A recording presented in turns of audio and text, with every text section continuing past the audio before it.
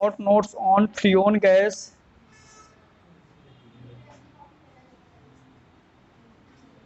Write the short notes on freon gas with chemical equation. बिन है chloro फ्लोरो carbon, इसी का नाम है बेटा फ्रीओन गैस। यही है Freon gas. Clear.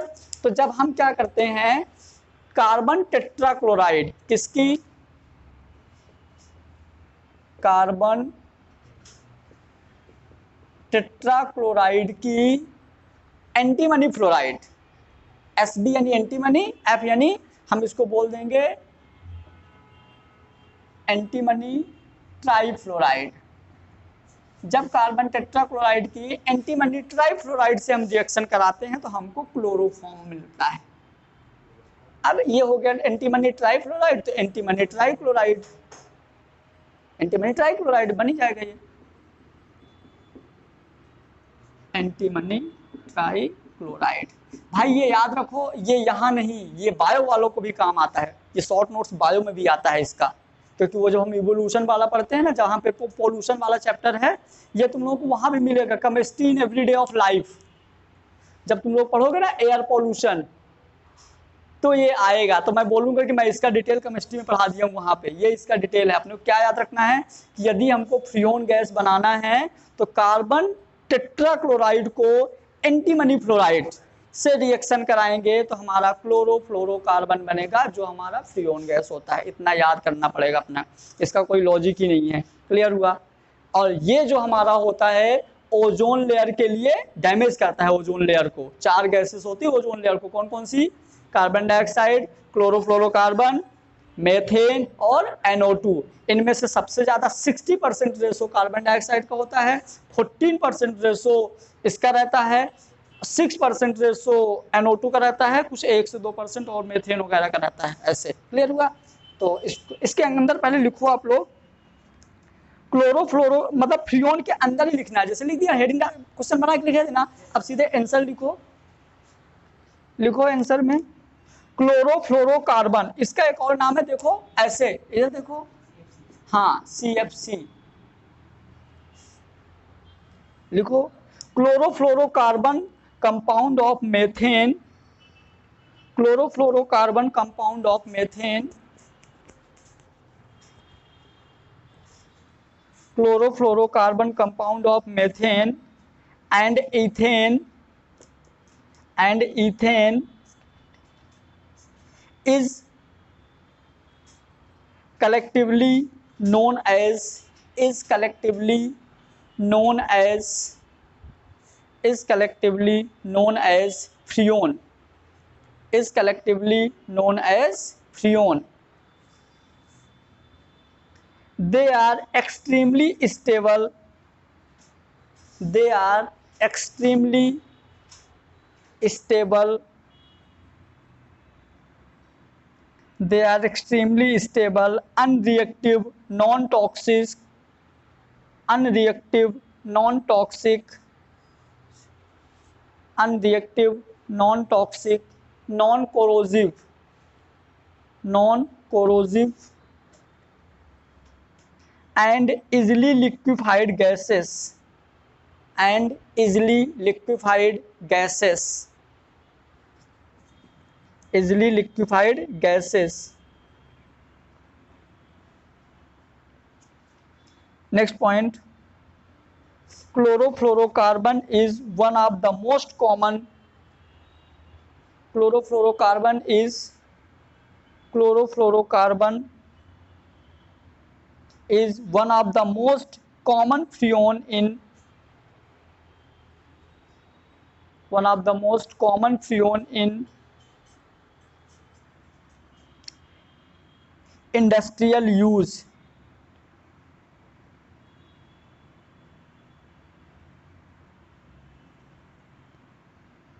It is manufactured from, it is manufactured from, it is manufactured from tetrachloromethane,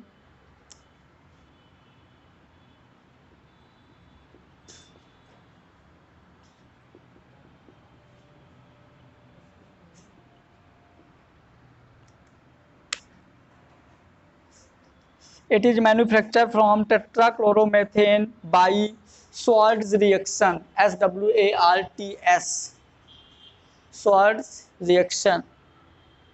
12 एक modified form है, वो भी पेस्टिसाइड में यूज करते हैं। ठीक है, तो DDT क्या होता है, पहले हम इसको पेस्टिसाइड यानी खेत वगैरह में डाल देते थे DDT, लेकिन इसका यूज करते करते 10 से 15 साल बाद पता चला कि जहाँ जहाँ खेतों में DDT यूज किया जाता था वहाँ पे बर्ड्स कम हो गए हैं, पक्षी जो होते हैं ना वो कम हो गए हैं। इसका क्या लॉजिक था समझना कि क्या होता है जहाँ पे, अब पता है यदि खेत, तुम लोग ये मान लो कि हमारा जो इकोसिस्टम है, इकोसिस्टम मतलब समझ रहे हो क्या होता है इकोसिस्टम मतलब?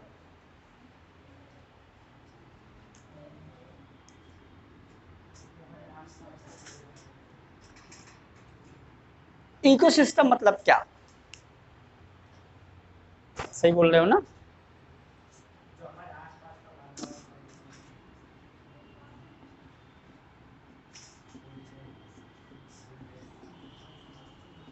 दोनों पढ़े हो ना?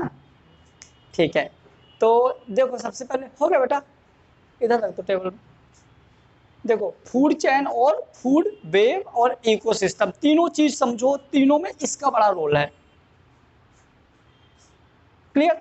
तो सबसे पहले हम इकोसिस्टम समझेंगे। तो जैसे इनने बोला कि हमारे आसपास का जो एनवायरनमेंट है वो हमारा इकोसिस्टम है, तो हम फिर इन्वायरमेंट किसको बोलेंगे यदि वो इकोसिस्टम है तो?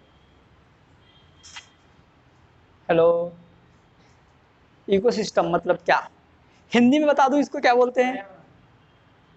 पर्यावरण नहीं है ये, हिंदी में इसको बोलेंगे आ?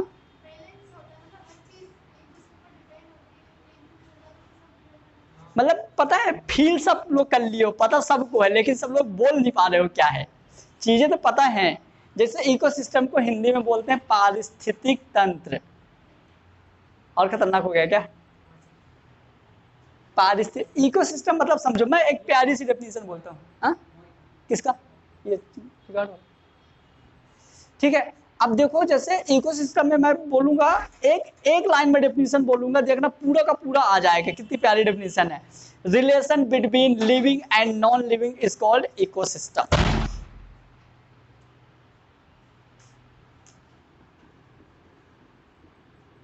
Relation between living and non living is called ecosystem. अब जब मैंने नॉन लिविंग बोला ना, तो पब्लिक के दिमाग में क्या आने लगा होगा? पेन, रजिस्टर, टेबल, चेयर, बोलो हाँ, यही आया। क्या आया था? पेड़ पौधे नॉन लिविंग है? फिर मैथ वाले मतलब हद तो मत करो। नॉन लिविंग मतलब क्या मैं बता दूं, समझना। मैं अभी और लिविंग और नॉन लिविंग को हम और अच्छे से मैं ऐसे बोल देता हूं, देखो ऐसे। एक मैं बोलता हूं बायोटिक फैक्टर, एक बोलता हूं एबायोटिक फैक्टर। एबायोटिक फैक्टर में देखना क्या आएगा? Light, air, water, soil, temperature. हम जो यहाँ नॉन लिविंग बोल रहे हैं मैं इनकी बात कर रहा हूं, जो गॉड के द्वारा बनाए हुए हैं। चेयर में तो हम लोग बनाए ना, ये हमारा मेन नॉन लिविंग है।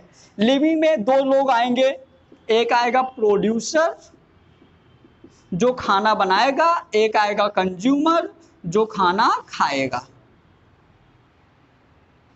प्रोड्यूसर जो बनाएगा, कंज्यूमर जो खाएगा, मतलब मम्मी लोग प्रोड्यूसर, हम लोग कंज्यूमर, ऐसा। हाँ फिर अच्छा, खाना कौन बनाता है ये बताओ? पेड़ पौधे। गुड।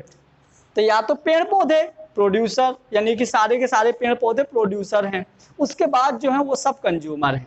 हम लोग गाय, भैंस, बकरी, चूहा, खरगोश, बिल्ली, सब ये सारा। अरे एक टाइम पे मैं चौकसी नगर में रहता था, तो मैं एक सांस में 12-13 सब्जियों के नाम ले लेता था, अब भूल गया। एक ठेला वाला आता था, डेली सुनते थे सुबह सुबह। कंज्यूमर भी बहुत सारे टाइप्स के हैं, लेकिन ज़रूरत नहीं है। ठीक है, इतना तो नॉर्मली अपने को पता होना चाहिए, क्योंकि हम ये सब देखते हैं। क्लियर? ये सब। तो इकोसिस्टम की डेफिनेशन सुनो, क्या प्यारी डेफिनेशन है। Relation between this and this, इसका और इसका जो रिलेशन है वो इकोसिस्टम है। क्लियर। अब क्या हुआ देखो, जैसे हम डीडीटी की बात कर रहे हैं तो समझना, जैसे मान लो ये खेत है, खेत में पेड़ लगे हुए हैं, ठीक है, खेत में पेड़ लगे हुए हैं। अब यहाँ पानी है, वाटर है, आपने यहाँ डीडीटी डाल दिया, मतलब आपने इनमें पेड़ में छिड़का डीडीटी जिससे कीड़े ना लगे, अपन फसल में डीडीटी डाले जिससे कीड़े ना लगे, तो वो डीडीटी वहां से घुल के पानी में ही तो आएगा। मान लो आपने डीडीटी डाला, फिर बरसात हो गई तो धुल के पानी में आ गया, मतलब ये हमारा पानी डीडीटी वाला हो गया। क्लियर हुआ। अब समझिएगा मेरी बात, पेड़ में जो छोटे छोटे कीड़े होते हैं उनको बर्ड्स खाते हैं, पेड़ में जो कीड़े होते हैं कौन खाता है उनको? बर्ड्स। अब यहाँ पे आपने दवाई डाल दिया कि अपने को चलो बर्ड्स ना, अपन ने अपने से छेड़खानी किया नेचर के साथ, दवाई डाल के कि बर्ड्स नहीं आए, हम दवाई से मार देते हैं। तो बर्ड्स आएगा, 2-4 बर्ड्स तो आएंगे, तो वो यहीं पे खाएंगे और यहीं पानी पिएंगे। तो बर्ड्स ने क्या किया, ये वाला पानी पिया, अब उनकी बॉडी के अंदर डीडीटी चला गया। क्या चला गया?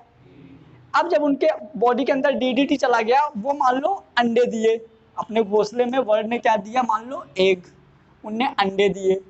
अब अंडे जैसे मान लो इसमें चूजा 1 मंथ में आने वाला है, आज जब चूजा आएगा अंडा फूटेगा तभी तो नई बर्ड बनेगी। क्लियर। ये 1 अंडा आने वाला है। अब क्या हुआ, इस बर्ड ने क्या कर लिया, डीडीटी खा लिया।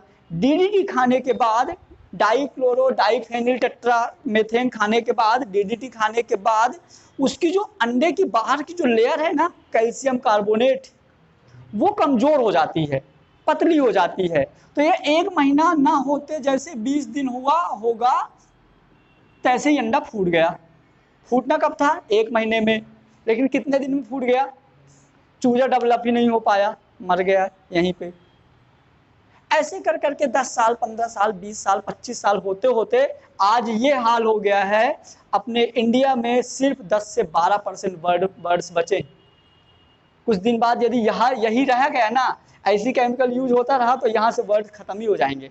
आप लोग ये बताओ, जैसे अभी तुम लोग सब लोग 17-18 साल के तो हो गए, 10 साल तक की चीजें तो याद होंगी ना, कैसे बर्ड्स का पूरा झुंड जाता था हर जगह, जहां जाओ तो पूरा झुंड मिलता था। आजकल कहाँ मिलता है? इमेजिन करो, बहुत कम, गांव वगैरह में बहुत कम मिलता है। सोचो क्यों नहीं मिलता? देखिए आजकल हर जगह घर बन गए, उनके लिए पानी नहीं है पीने के लिए, मान लो वो सड़क के बच्चों को खाना नहीं दे पाए, पानी नहीं दे पाए। तो ये अब यदि बर्ड्स नहीं है, समझना, यदि बर्ड्स नहीं है तो हमारी फसल नहीं हो सकती अच्छे से। अब फसल यदि हमारी नहीं है तो गाय खरगोश और बकरी क्या खाएंगे? गाय खरगोश और बकरी नहीं खाएंगे तो उनको शेर शेर भी की डेथ हो जाएगी, मतलब जो हमारी पूरी की पूरी फूड चेन है ना, वो गड़बड़ हो जाएगी। अब फिर इसका प्रभाव क्या होता है, जो हमारे धरती में भूकंप आता है और सूखा पड़ता है, वो यही का रीजन है। मतलब यदि हम नेचर से छेड़खानी करेंगे तो नेचर हमको पता है ना। अब जैसे देखो बारिश होती है, बरसात में कभी कभी गर्मी कर देता है, तो वो है ना इन्वायरमेंट बिगड़ गया। तो ये सब इन्हीं केमिकल्स की वजह से होता है, जो केमिकल्स है ना, इन केमिकल्स की वजह से ये सब चीजें होती हैं। चलो अपन डीडीटी लिख लेते हैं, थोड़ा सा करते हैं गवर्नमेंट, लेकिन गवर्नमेंट अब खुद ही इतनी बेकार है, क्या किया जाए। हाँ, लौकी में इंजेक्शन लगा के ये बड़ी कर दी है, सब केमिकल वाली चीज। Try chloro